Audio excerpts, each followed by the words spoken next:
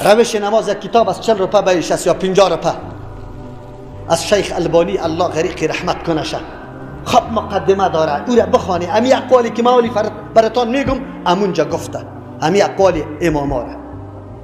خیر امام ابو حنیفه رحمه الله برم گفت که وقت صحیح حدیث ثابت شده مو مسلکم است. باز می فرماید لا یحل لاحد ان یأخذ بقولنا ما لم یعلم من این اخذنا. برای هیچ کس جایز نیست که قول ما را بگیره سند برای خود جور کنه تا وقتی که علم برش حاصل نشده که ما از کجا گرفتیم. این سخنهای کیست؟ امام ابو حنیفه رحمه الله. برای کسی جایز نیست که قول ما را بگیره تا وقتی که علم برش حاصل نشده که از کجا گرفتیم، آیا از قرآن و حدیث گرفتیم یا رأی و اجتهاد و فکر خودم است. کدامش؟ دیگه جای می فرماید حرام علی من لم یعرف دلیلی. حرام است بالای کسی که نشناسه دلیلی مرا ایفتی به کلامی که به سخنی ما فتوا بده. من علمای احناف میگم، تنها علمای احناف نه، علمای مالکی را، علمای شافعی را، علمای حنبلی را، هر کس که خود منسوب به یک مسلک و مذهب میکنه که آیا اماما براتان گفته که سخن ما را به مردم فتوا بدید، یعنی که گفته سخن ما را حتما پیش کنی به کتاب الله و سنت رسول الله صلی الله علیه و سلم. تا کدامش پیش کنی؟ کدامش گفته؟ امام ابو حنیفه رحمه الله شاگرد بزرگش، کسی که یقینا بزرگترین شاگرد و علم امام ابو حنیفه رحمه الله را نشر کرد، ابو یوسف است و پشت سرش محمد رحمت الله علیهما. اصل نام یزو یعقوب است. گفت یا یعقوب لا تکتب کل ما تسمع منی. نوشته نکو تمام اون چیزایی را که تو از من شنیده رایستی، کلش نوشته نکو. چرا؟ به خاطری که اینی ارى اليوم الرأی، امروز ما یک رأی را میبینم، ثم ارجع عنه، بعد از او رجوع میکنم غدا صبح. رأی است، دلیل برم ثابت میشه از او، پس رجوع میکنم. کلی گپا را نوشته نکن. در یک جای دیگه میگه و یک قول تقریبا مشترک است، در اذا صح الحدیث فهو مذهبی امام شافعی رحمه الله هم قولش است. در دیگه جای میگه امام ابو حنیفه رحمه الله اذا قلت قولا یخالف کتاب الله و خبر رسول صلی الله علیه و سلم، زمانی که یک سخن ما گفتم که مخالف کتاب الله و خبری کی بود؟ رسول الله صلی الله علیه و سلم بود. چی بکنه؟ فترکوها، بگذاره. فترکوه، قول مرا قطعا بگذاره. این اقوال زرین و طلایی کی بود؟ امام ابو حنیفه رحمه الله، که ائمه مجتهدین هیچ کدامشان قصدن خلاف ورزی سنت رسول الله صلی الله علیه و سلم نکرده. بله حدیث برش نرسیده، اجتهاد کرده، اگر به حق رسیده الله چند اجر داده برش، اگر خطا شده چند اجر داده. زمانی که ما بگویم که امام ابو حنیفه رحمه الله خطا شده، معنای سخن ما چی است؟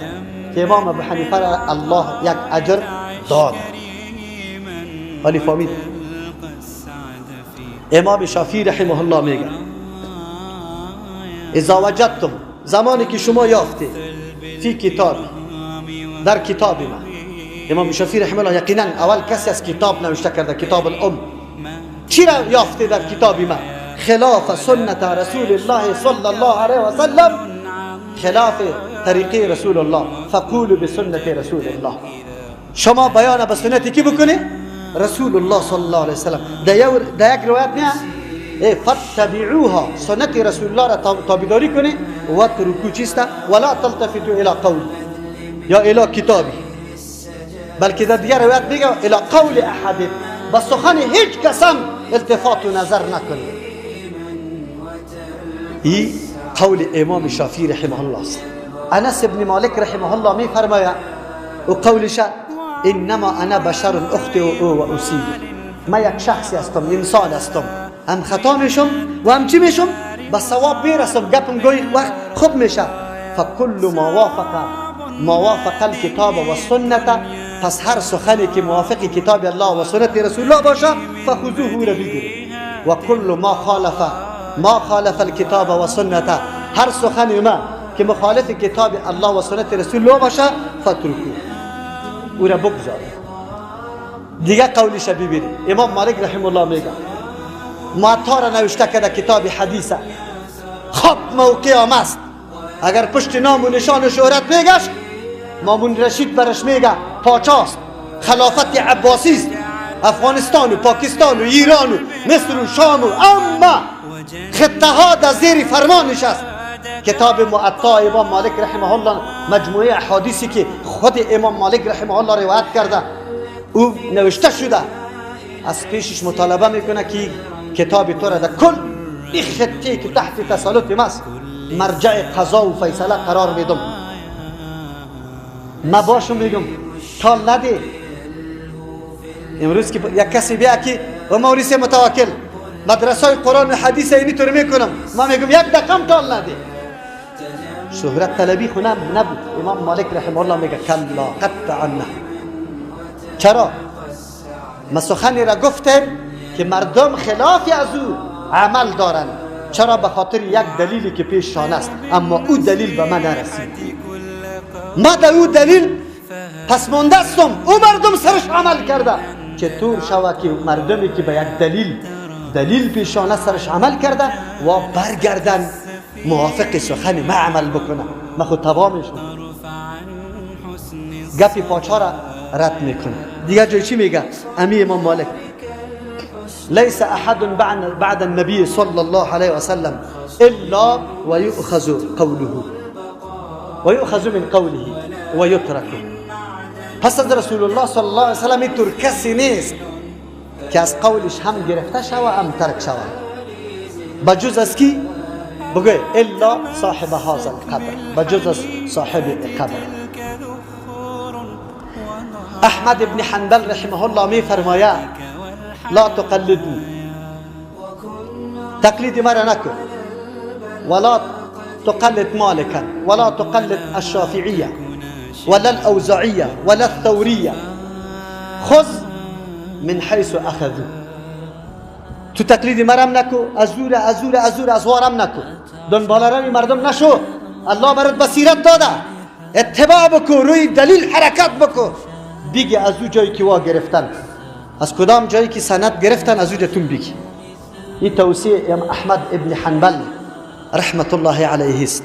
شما شنیدی اقوال زرین و طلایی امامای بزرگای ما را که سلف ماست که وا تاکید و تمرکزشان برای تابعداری کیست؟ کتاب الله و سنت رسول الله. با کدام منهج؟ منهج صحابه.